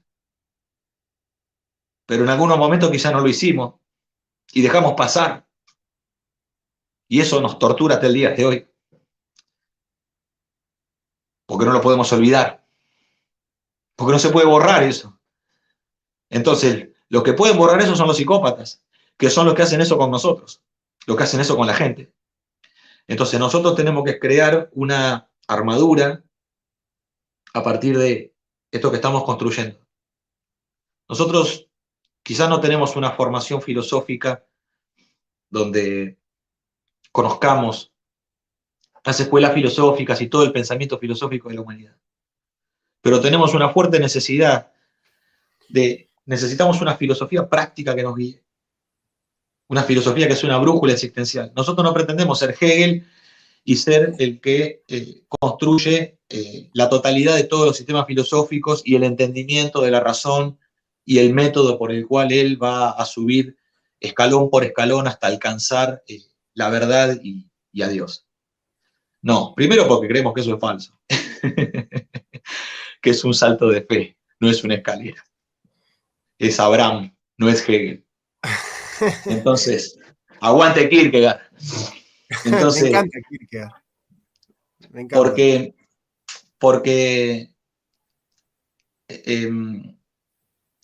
Porque acá no se puede ser cristiano de domingo. Claro. Andar haciendo cagada en la semana y el domingo tratar de arreglar las cuentas con Dios. porque a los cristianos se nos ha dado el coraje. Ahora, hermano, yendo ahí por quizá un tema que tiene que ver con nuestra espiritualidad, ¿no? Yo hace poco ponía una frase medio enigmática, porque en realidad lo que quería hacer era, decía, ¿dónde la coloco a la frase para acordarme de la frase? A veces uno va especulando, ¿no? Así como bubu, zapando cosas. Y me pasaba charlando con un amigo que le decía algo así como que yo sueño muchas veces que estoy en dos caminos y no quiero elegir ninguno porque quiero tener la posibilidad de elegir. Y yo en el sueño decía, si yo elijo un camino, pierdo la posibilidad de elegir el otro, entonces ya no soy libre cuando elijo. Y me quedé pensando y dije, ojo, la libertad no es esa potencia, la libertad no es potencia en el sentido de poder elegir, porque en el poder elegir no hay libertad cuando se elige, y cuando se elige hay acto. Entonces yo decía en la frase de Facebook, la libertad es acto y no potencia, en el sentido de que la libertad está hecha para tomar una decisión, y tomar una decisión es elegir un modo de vivir y dejar de lado todos los otros modos de vivir. Entonces, cuando Así uno es. dice voy a ser libre, es como yo elijo ser cristiano, ¿no? Cristiano y budista, cristiano y musulmán, tipo New Age, ¿viste? Que pone a Jesucito con Buda y Krishna y Osho y no sé qué más, ¿viste? Y entonces como que quieren tener todas las religiones juntas y vivir toda la vida juntas. Me parece que esa manera de haber construido de la libertad una pura potencia, es decir, tener todas las vidas a disposición, tener todo a disposición. Entonces, le digo sí a la familia, pero le digo también sí al progresismo, y sí al hombre, y sí a la ideología de género, y le digo que sí a la patria y sí al marxismo.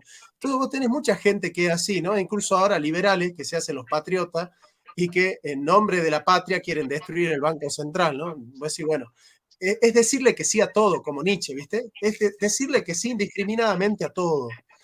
Y me parece que uno de los vicios del mercado es justamente que trata de dejarte todo a disposición. Entonces, vos tenés el aborto en Mercado Libre y la misa para la culpa.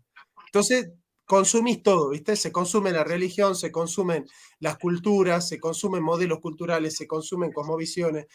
Todo es consumible, todo está a merced del juego de la oferta y la demanda. El hombre ya no tiene valor, sino que tiene precio, y en ese sentido prima más el contrato que la comunidad, ¿no? Entonces, espiritualmente yo creo que tenemos que hacer hincapié en ser argentinos, y ser argentino es ser argentino, ¿no? Argentino y cosmopolita, esta idea así bien progre de yo no soy ni de aquí ni de allá, soy del mundo entero, como decía Cabral, ¿no? Que son ideas que parecen que son estéticas, parecen ideas copadas, pero en el fondo están transmitiendo un desarraigo, una pérdida de la identidad y la pertenencia, ¿no? Entonces, es ahí donde se asocia la identidad con el fascismo, con el chauvinismo, con el nazismo, ¿no? Entonces te dicen, mira, el nacionalismo termina en Hitler, entonces es mejor que aceptes la identidad global, que aceptes que a los derechos... Entonces, fíjate vos, y la concepción de derecho humano es que el Estado viola los derechos humanos, porque el Estado es fascista. Entonces, la única manera de ser progre es aceptar que los derechos humanos son regidos desde Suecia, ¿no? O en Europa, ¿no? Entonces, es en Europa, es en Ámsterdam, donde se resuelven los derechos en la Argentina, ¿no? En Ámsterdam van a decidir si en Salta se enseña o no religión en las escuelas, ¿no? Y en nombre de la patria, digamos, ¿no? Entonces, un patriota le da a Ámsterdam el derecho a decidir si nosotros los argentinos tenemos o no educación religiosa en las escuelas. ¿Cómo pensar el patriotismo y el nacionalismo en momentos donde parecería que la única manera de que el hombre tenga garantizados sus derechos humanos es aceptar el orden globalista? Bueno, el inglés conoce, el inglés estudia y el inglés actúa. Así como vos manifestás que la libertad es un acto,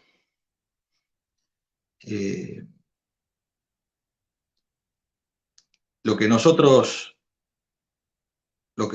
elegimos, por supuesto que hace que no elijamos todo lo otro que estaba a nuestro alrededor. la libertad no es prenda que conquisten algunos para repartir como pan milagroso. La libertad es trabajo, es coraje, es ayuno. Amor y luz que enciende los pueblos victoriosos. Pero el inglés con su oferta libertaria, lo que genera es paganismo. Como vos decís, yo respeto, por supuesto, que la creencia de todos, como pretendo que se me respete a mí en mi fe, ¿no? No hay discusión en eso. Pero esa mezcolanza del gauchito Gil, porque tiene un tinte folclórico vernáculo, con un Buda, unos inciensos, los velones, la estampita de Evita, Flavio Mendoza, cualquier cosa. Eso es una relación que hay que observar, que no solamente se produce en esa mezcolanza y ese aquelarre, sino que pues, se produce incluso entre los propios cristianos, los cristianos de domingo, que tienen un tipo de vínculo adoratorio pagano. Están en el culto y nada más. Están en el culto y nada más. Entonces, ¿son o no son? No, no lo son. Bueno, Kierkegaard es un poco jodido, es muy exigente, dice, el cristianismo no es para cualquiera. Pone la vara muy alta el hombre. Pero hay algo muy interesante que dice Jung, que a mí me parece que es para observar también, porque parece contrapuesto, pero es interesante observar ante esa alta vara y esa alta exigencia. El suizo dice que bueno, él habla desde ahí, ¿no? Como desde el alemán, ¿no? Entonces dice, el protestante ha sido librado de la institución, de la Iglesia Católica, ha sido librado de la intermediación con Dios. Entonces tiene vínculo directo, tiene relación directa con Dios. Para eso le ha dado un tipo de fe un poco seca, dice. Un poco seca. Y reivindica, siendo protestante, reivindica la misa católica, el encuentro católico, el sacramento, el reunirse, el juntarse a cantar, el tocar la guitarra, todo eso que hace a un poco la liturgia, si podemos decir, del culto, lo reivindica porque dice, porque es muy duro vivir así, tan secamente en un vínculo directo con Dios sin tener otro con que hablar sino con Dios, dice. Es un poco duro vivir así, hasta un poco seco. Y dice, ese tipo de culto que se mantiene en los católicos, dice, genera cierto tipo de higiene espiritual. Kierkegaard le metería un tiro seguramente por lo que dice, pero no está mal observarlo, porque el congregarse, el ir, el estar en comunidad no es malo, porque si no lo otro es demasiado exigente. Está solamente en la propia voluntad y en la propia conciencia. A veces la persona está muy atribulada, la persona está en un muy mal momento espiritual, está deprimida, se encuentra mal, se encuentra acosada por fuerzas que no puede manejar, en una situación espiritual complicada. Entonces, ahí también yo creo que hay una cuestión importante que creo cada vez más fervientemente, de que el cristianismo crea comunidad. A full, totalmente, crea comunidad todo el tiempo, intenta crear comunidad, trata de ligar, de atar, de crear lazos. Entonces, eso para mí es central. El inglés trata de dar esta oferta materialista, que es la oferta materialista de bienes materiales, pero también la oferta materialista de bienes espirituales. Entonces, todo lo reduce a mercancía, todo lo reduce a un materialismo, todo lo reduce a un contrato, todo lo reduce a algo que puede manejar, porque ¿qué puede manejar? La materia y los contratos. El espíritu es indomable. Entonces tienen que apagar el espíritu reduciendo incluso la actividad espiritual a contrato y a espiritualidad materialista. Es muy claro lo que ha hecho la sociología con eso. Althusser es claro con toda la idea del estructuralismo. Y todos estos que son hijos de Althusser y de Foucault, ahora hay un coreano que está de moda que todo el mundo te lo recomienda, y verdaderamente, digo, no pierdan el tiempo con boludeces, con conchetos que escriben desde Europa el régimen de explotación de Corea del Sur, que es una colonia norteamericana, y no denuncia el imperialismo. El coreano ese no se dio cuenta de que Corea del Sur es un invento yanqui. No comprende que el gobierno de Corea del Sur es Samsung y Hyundai. No sabe el tipo de gobierno oligárquico que conduce Corea del Sur. Entonces, ¿para qué vamos a perder el tiempo con tipos que no logran ver lo más elemental que nos enseñó Perón de manera simple, que es la sinarquía, el imperialismo, el materialismo, el capitalismo? Porque ahora han combinado el capitalismo con el régimen comunista. O sea, el hombre explotado por el capital o el hombre explotado por el Estado. Entonces, ¿qué tenés ahora? Insectificación capitalista. Lo lograron.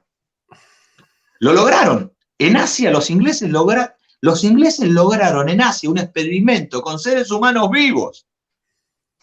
Con miles de millones de seres humanos vivos lograron el experimento de crear insectificación capitalista. Lo que antes parecía dos bloques en pugna, ahora ya no lo son. Entonces hay que tener cuidado porque si la humanidad marcha para ahí está el régimen de esclavitud.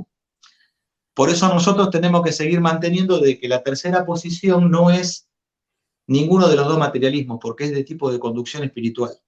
Ahora, esto no es fácil. ¿Por qué? Primero, porque todos somos víctimas de la enfermedad de muerte del alma, que es el estado de desesperación. Hay una enfermedad de muerte del alma que es el estado de desesperación. Es infinita el estado de desesperación. De hecho, el estado de desesperación puede explicar que el alma es infinita, porque el estado de desesperación es un estado de muerte del alma que, como el alma es infinita, no la puede matar, pero la carcome como un gusano diariamente. Se vive en un estado en que segundo a segundo, cada instante de la vida, se vive en estado de desesperación con un gusano que la carcome o con un ácido que la corroe todo el tiempo.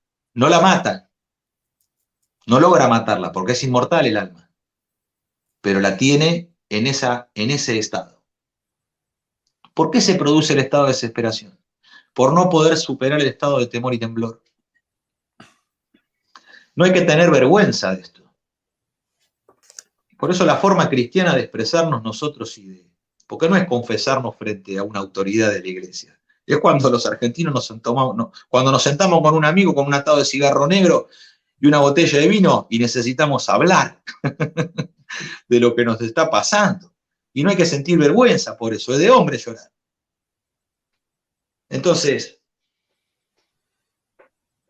el estado de temor y temblor, al no poder superarlo por aquello que nos aflige en nuestra vida, aquello que nos tortura, que nos mortifica, quizás es un acto que cometimos y del cual estamos arrepentidos, una injusticia. Quizás tratamos mal a una persona de una manera en la cual nos sentimos verdaderamente mal porque nos dimos cuenta de la fea persona que somos. En cómo tratamos a otros nos dimos cuenta de lo feo que somos. Pero también puede ser el sufrimiento de otro que nos toca el alma y lo sentimos como propio. Ahora, para salir del estado de temor y temblor, para salir del estado de desesperación, primero hay que pasar por él. No es posible dar el salto de fe y alcanzar la felicidad si no pasamos por esa etapa. Ahora, ¿por qué es una enfermedad eterna? Porque cuando nos dimos cuenta, cuando fuimos conscientes, el instante que fuimos conscientes de que vivíamos desesperados, nos dimos cuenta de que toda la vida habíamos vivido así. Que toda la vida habíamos vivido así. Entonces, ahí está la posibilidad del salto, no el salto moral, El salto moral es el primer salto que podemos dar. Nosotros creemos que hay un acto superior que es el de fe. Nosotros sabemos que a partir de los actos morales nosotros podemos alcanzar virtud y que la virtud puede ser el camino a la felicidad, pero eso no es suficiente para el argentino. Creo que para ningún ser humano, pero sobre todo para el argentino, ese tipo de felicidad no es suficiente. Es como una felicidad sola, como digamos un tipo de proyecto individual. La virtud es el camino a la felicidad, sí, pero es insuficiente, tiene gusto a poco para el argentino, como que la vida no puede terminar ahí, tiene que haber algo más allá de la felicidad ética. Y el salto de fe, que es el coraje, porque el signo de la Argentina es el coraje, crea una ética post-coraje, una nobleza producto del peligro de una ética devenida del coraje. Es una nobleza que es producto del peligro. Hay que estar en peligro para alcanzar esa nobleza. Y eso deviene en una ética que es una ética devenida del coraje. Hacia ahí hay que marchar. Es como un antiimperialismo espiritual. Claro. Sí, sí, sí, es una resistencia espiritual, ¿no? En muchas ideas me haces acordar mucho al compañero Marcelo Bulo, ¿no? Esta idea de que nos quieren destruir espiritual y materialmente, ¿no? La sinarquía. Martín, para ir terminando, me gustaría que cierres con un mensaje. ¿Hacia qué peronismo nos dirigimos? ¿Cuál es el peronismo que nos espera hacia adelante? ¿Un peronismo ligado al movimiento obrero organizado? ¿Un peronismo ya disuelto en la socialdemocracia?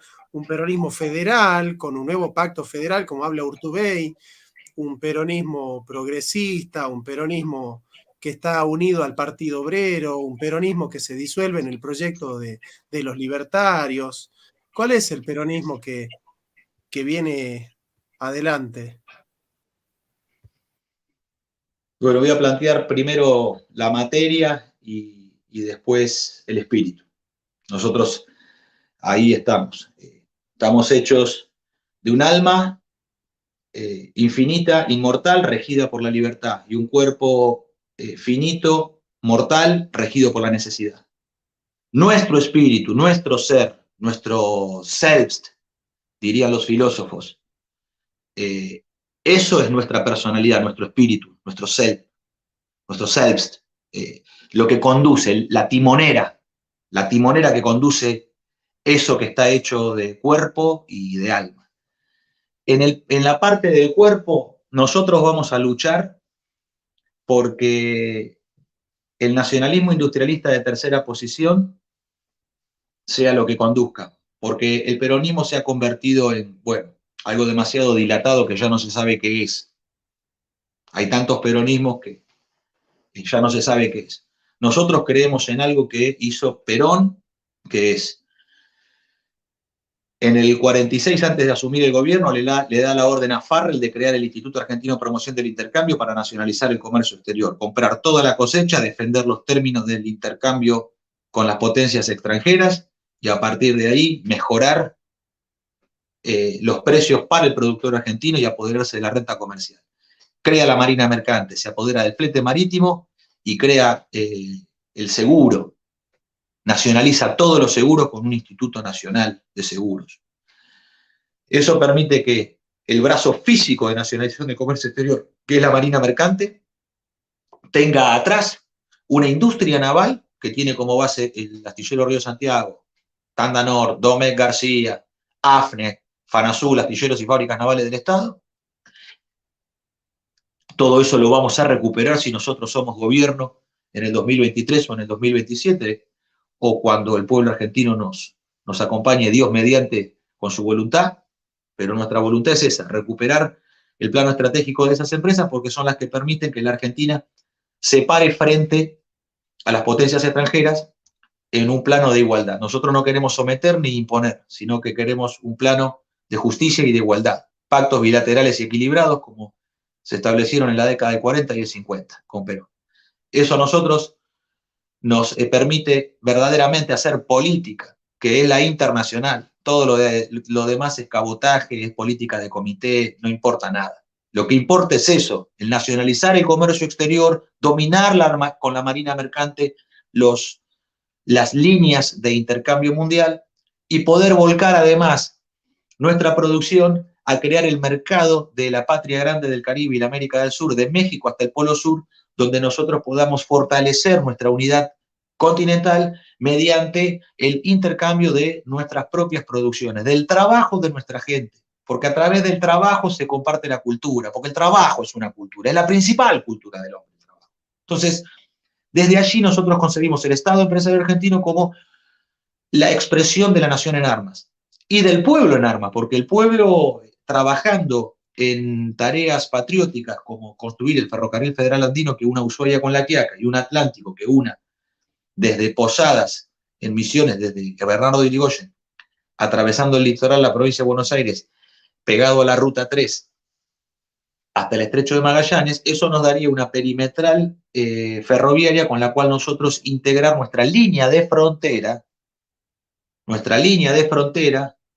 a través de un hinterland que mantiene cohesionada a la nación argentina, evitando los procesos de balcanización y fragmentación que intentan los ingleses, como están planteando en Mendoza y como plantean en la Patagonia.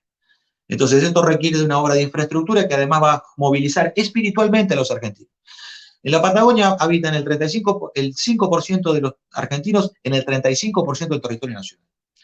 Hay que movilizar el doble, hay que movilizar lo mismo que los mismos argentinos que habitan en la Patagonia, hay que poner otro tanto más y estos serían aproximadamente 2,5 millones de argentinos. Algunos pueden decir, eso es una locura, flaco.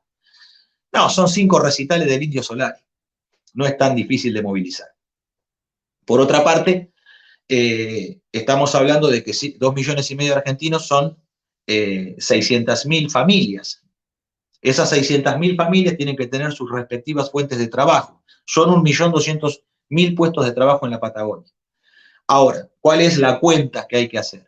Cuando nosotros montamos un astillero, cuando construimos una central nuclear, cuando montamos una petroquímica como la General Mosconi de YPF, cuando nosotros montamos una fábrica militar, cuando montamos una actividad como la siderúrgica con Altos Hornos Zapla, cuando nosotros montamos una terminal automotriz como Industrias Mecánicas del Estado, Rastrojero, Pulqui, Justicialista, Avión, Tractor Pampa, etc.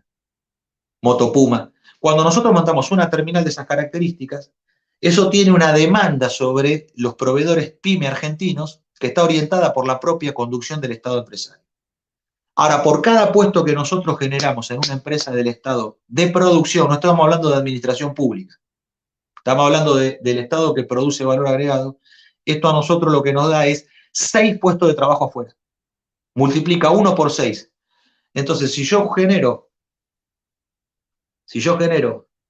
cerca de 200.000 puestos de trabajo en la Patagonia, valiéndome de las empresas del Estado, esto significa una obra ferroviaria, como estoy manifestando, que nos va a dar más de la mitad de estos puestos de trabajo, más de 100.000 puestos de trabajo nos lo va a dar solamente la obra ferroviaria. Esto nos permite multiplicar por 6 a la pequeña y mediana empresa y al reflejo social de aquellos que no son trabajadores industriales, el peluquero, la peluquera, el verdulero, el taxista, todos los que los proveen de bienes y servicios. Multiplica por 6. Ahí alcanzaríamos de 200.000 a 1.200.000. Esto es clave para la defensa del Atlántico Sur. Esto es un poco el panorama en lo que significa para nosotros el modelo argentino de desarrollo, que tiene como centro el trabajo como ordenador del individuo, de la familia, de la comunidad y de la entera patria. Por supuesto que todos estos trabajadores son trabajadores en blanco que están sindicalizados. No hace falta aclarar, va de suyo que las organizaciones gremiales, que las organizaciones obreras tienen que ser aquellos nucleamientos que permitan darle factor de escala en la defensa para no ser individuos fragmentados, sino ser comunidad de trabajadores que puedan defenderse frente a los embates que siempre vamos a sufrir mientras Inglaterra siga existiendo. Entonces, Britannia alenda est. Ahora, en el plano espiritual, para cerrar, quiero expresar esto. Cronos es el tiempo lineal. Algunos manifiestan que estamos hechos de tiempo, o que la nada habita el interior, o que en el devenir la nada termina, se viene de la nada, se va hacia la nada. Nosotros creemos que el alma es inmortal.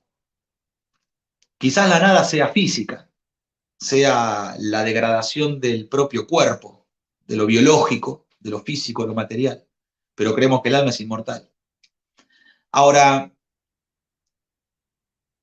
en la visión de este tiempo lineal, que es pulso, que es lapso humano, Cronos, el tiempo lineal y secuenciado, es el dios de este tiempo, es el Zeitgeist, el Zeitgeist, dirían los alemanes, ¿no? El paradigma de nuestro tiempo. Y ese Cronos, ese tipo de tiempo, es un tiempo manipulable por el capricho y la astucia. Por el capricho y por la astucia. La astucia, que es la cultura del inglés. El Aion es otro tiempo, que no es secuencial. Es todo el tiempo condensado, es todo el tiempo junto. No es un tiempo como el de Cronos, medido quizás en minutos y segundos y horas, sino que es un tiempo que es todo el tiempo. Ese es el espíritu de profundidad. Es lo que subyace a lo manifiesto y a lo fenomenológico. Cronos es como una imagen de apariencia y representación, que es el tiempo en el cual vivimos como esclavos.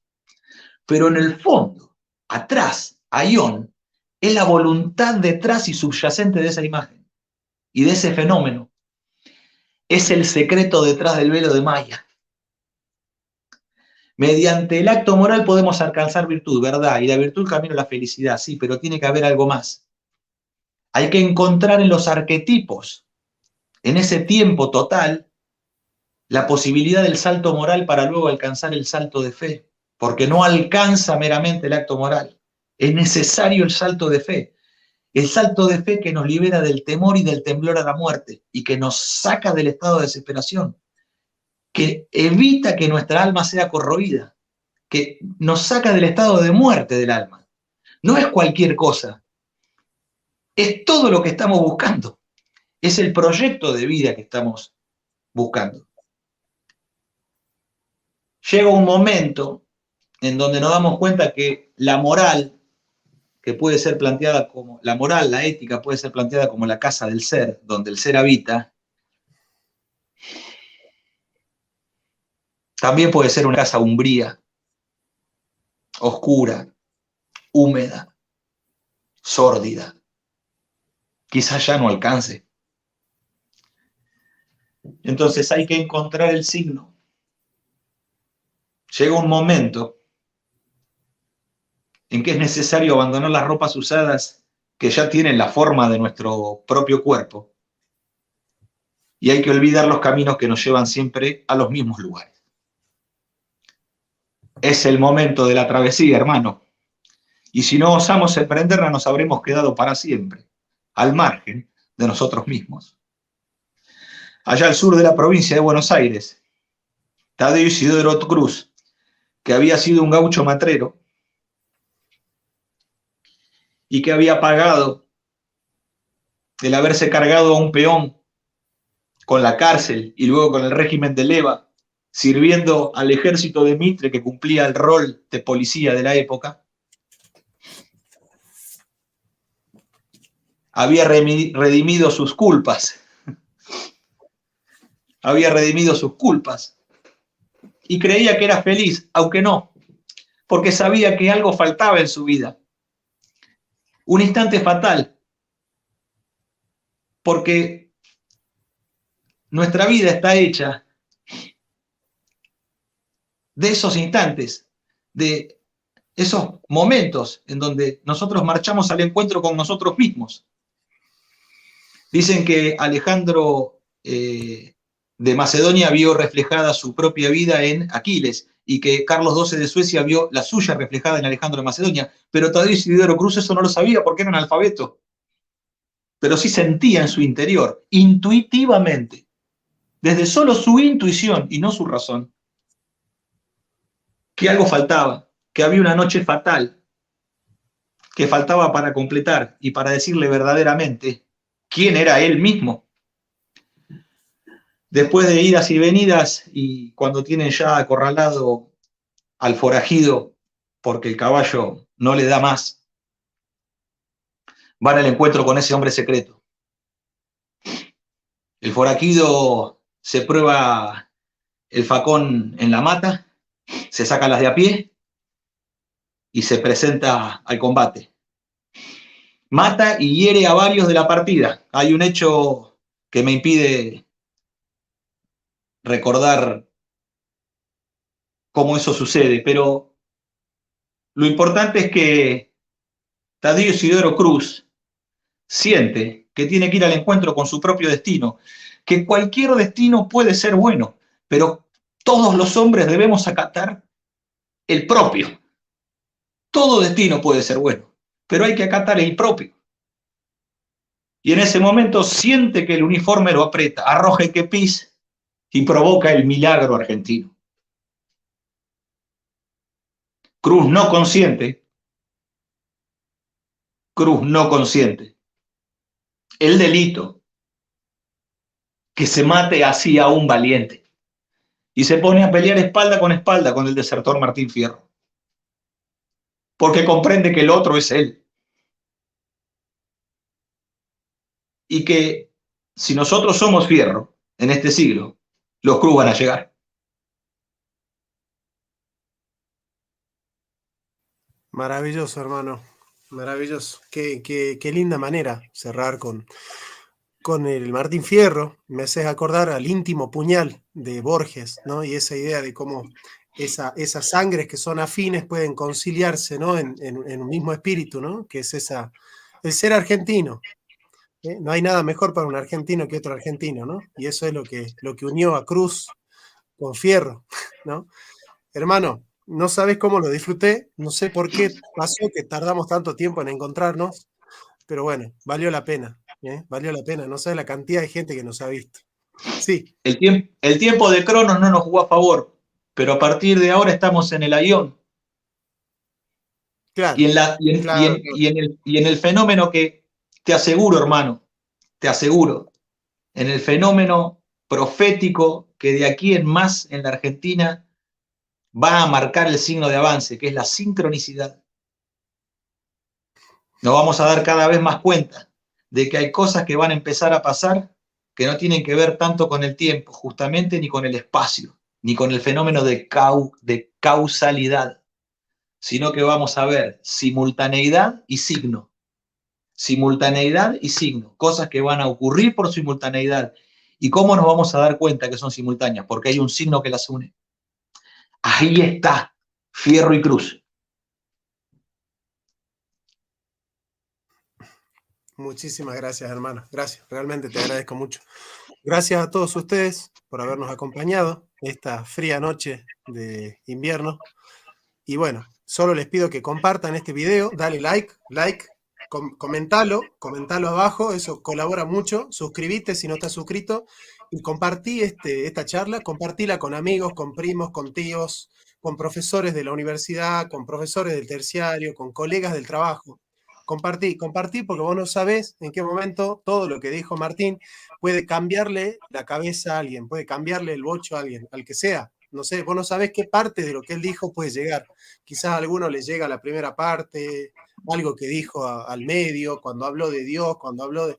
No importa, algo, siempre algo va a pasar, siempre algo va a pasar. Ya está sembrada la semilla, así que Dios es el que produce el crecimiento, solo hay que compartir esa semilla y difundirla por todos lados.